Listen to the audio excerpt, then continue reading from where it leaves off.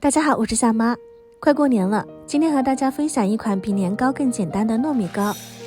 我准备了白糯米、雪糯米，提前清洗干净，泡上3到5个小时，吸饱水分就可以了。再沥干水分，放进蒸笼里面。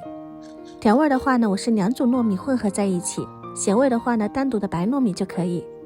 拌均匀后，中间挖几个洞，方便上气，这样可以节省蒸制的时间。水开入锅，大火蒸45分钟，完全熟透，出锅。像这样子颗粒分明，可以试吃一下。放进盘子里面，加入白糖或者是红糖。咸味的话呢，放入腊肠、香菇、甜豆、玉米、盐、五香粉，2种口味，翻拌均匀。比年糕或者是糍粑更加省力的话呢，这里我们只需要揉搓一下，让它有一些粘性，再按压紧实，这样凉透以后就不会散开。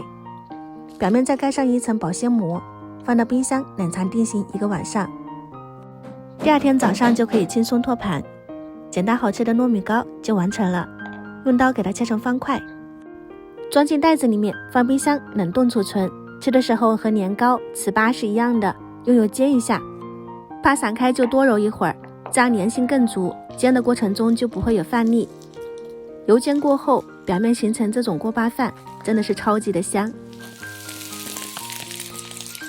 外面酥脆，里面软糯，无论是甜口还是咸口都非常好吃。